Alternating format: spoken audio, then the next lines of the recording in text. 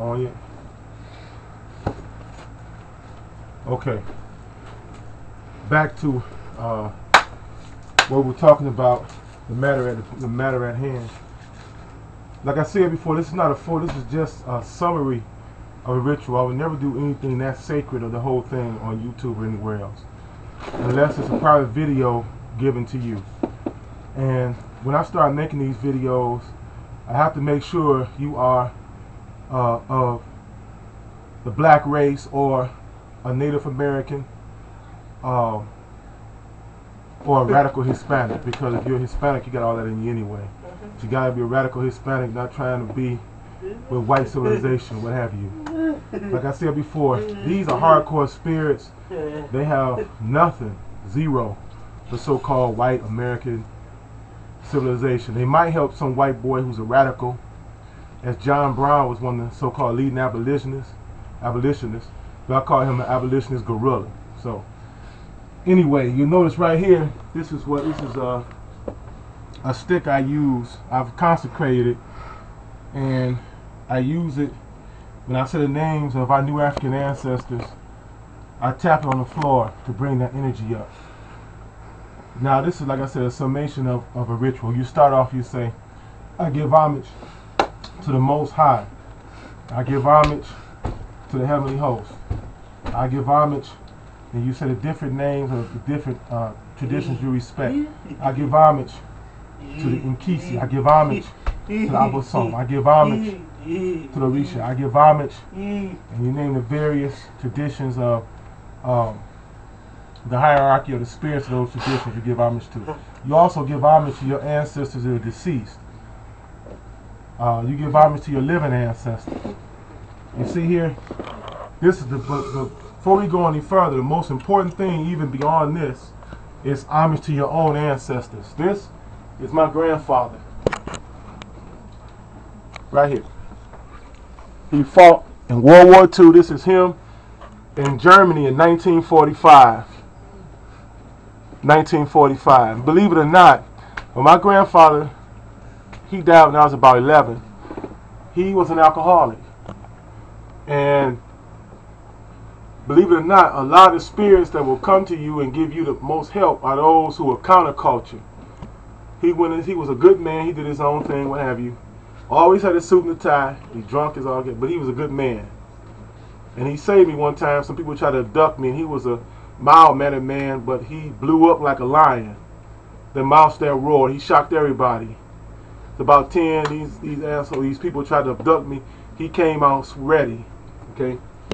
And he's the one that has showed up a lot of times, more so than a lot of my so-called church-going ancestors. He showed up a lot of times and made his presence known. Like I said, I'm not borrowing from any of the other traditions. Well, I guess I am somewhat borrowing, but it's not those traditions. But all this stuff metaphysically go pretty much the same way. But the spirit that showed up to me, because through meditations I can see auras and stuff like that, or the basic etheric around a person. The spirit that showed up to me, that not possessed but obsessed me, was a spirit they call in Brazil, Zé Pilintra. And I had a white hat, and he's known for white hat, a white suit coat, cigars. And that drove me over the line to start puffing on these cigars. I was 300-something pounds, and I didn't want to make that leap because I had smoked and quit for 15, 20 years. And I started puffing on these and lost 50 pounds, and my diabetes is more manageable. Okay, so that's the spirit that showed up to me, but I'm not going to go into that right now. Anyway, you see this food here? This is an offering. You got this? These candles, you burn white candle to your ancestors and start on to the New African HooDoo. But I knew, well, I'm going to give them not the New African ancestors. They're not going to call me Goon Goon because that's a term for another tradition. You make the offering. I talked to Marcus Garvey. He, like I said, he's the go-between to our New African HooDoo. Chief Osceola, the Indian chief, who they tried to get him to sign a peace treaty. They put it before me, took a knife and stabbed it. Every Native American did not like black people, but the ones who did and fought by our side, I give them their props and I go to them because this was and is their land as far as I'm concerned. So I go through them first. And as this thing goes on, it's later on going to branch out to have spirits in the native tradition, spirits in the African and black tradition, or New African tradition. Well, you offer them this food here, and there's a divination I do that will tell you, basically casting lots, whether they accept it or not. Okay? Also, 100 proof, Kentucky style, Kentucky bourbon, straight whiskey, old granddad. You don't always have to use 100 proof, but when it's a really hard job, you got this the order of the day. This cigar, you light it like this.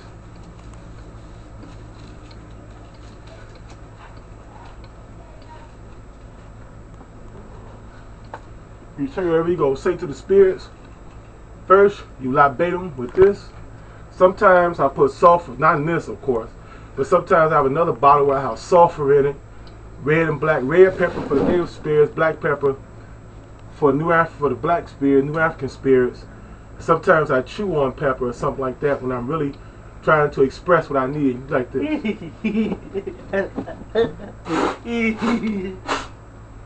Then you take this. See, this is alcohol. Is a strong substance, and it's an energy that you use to focus your intent on what you're trying to do. Cigar, tobacco is a very powerful plant. It's a very powerful plant used in rituals throughout the Americas, North, South America.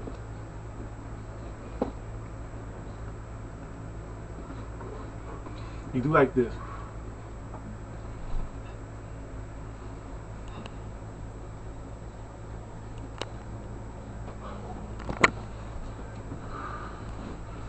Then again, you ask if the spirit, if they're satisfied with what you've done. The answer is yes. Well, everything's okay. If it's not, then I guess you keep trying to ask them. Some will pop into your head what they might want or need.